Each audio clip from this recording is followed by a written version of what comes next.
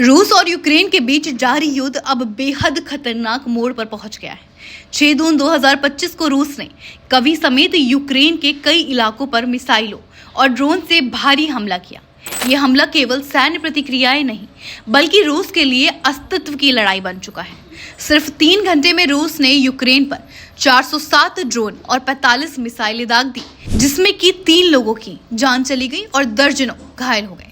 ये हमला यूक्रेन की ओर से रूसी एयरबेस पर किए गए ड्रोन हमले के जवाब में किया गया। यूक्रेन ने रूस के अंदर तक पहुंचकर न्यूक्लियर कैपेबल एयरक्राफ्ट को नुकसान पहुंचाया था, जिसके बाद रूस के राष्ट्रपति व्लादिमीर पुतिन ने अमेरिका राष्ट्रपति डोनाल्ड ट्रंप के जरिए चेतावनी दी थी कि अब जवाब तगड़ा होगा, और यही हुआ। रूस ने रात भर यूक्रेन के 9 अलग अलग क्षेत्रों पर बमबारी की, जिनमें लवीव और वॉल्न जैसे पश्चिमी क्षेत्र भी शामिल हैं, जो नाटो और यूरोपीय संघ की सीमाओं से लगे हुए हैं।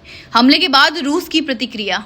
क्रेमलिन के प्रवक्ता दिमित्री पेस्कोव ने हमले के बाद साफ कहा कि यूक्रेन युद्ध अब हमारे लिए अस्तित्व का सवाल है, हमारी राष्ट्रीय सुरक्षा, हमारे बच्चों का भविष्य और पूरे देश के लिए। ये बयान ये दिखाता है कि रूस अब इस युद्ध को सिर्फ सीमाओं के विवाद से ऊपर मानता है। वहीं कीव में रहने वाले आम नागरिकों के लिए यह हमला किसी बुरे सपने से कम नहीं रहा। क्या बोले जेलेंस्की? यूक्रेनी राष्ट्रपति वोलोदिमीर जेलेंस्की ने रूस के हमले की निंदा करते हुए कहा कि यह साफ है कि रूस युद्ध को खत्म नहीं करना चाहता।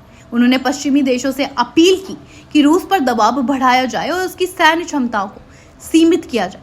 जेलेंस्की ने रूस की शांति वार्ता की शर्तों को पुराने अल्टीमेटम बताते हुए खारिज भी कर दिया, जिसमें यूक्रेन से 4 क्षेत्रों से सेना हटाने, पश्चिमी मदद बंद करने और नाटो में शामिल न होने की मांग शामिल है। वार्ता की कोशिशें अभी तक नाकाम रही। हाल ही में तुर्की में हुई दूसरी दौर की शांति वार्ता भी बिना किसी ठोस नतीजे के खत्म हुई।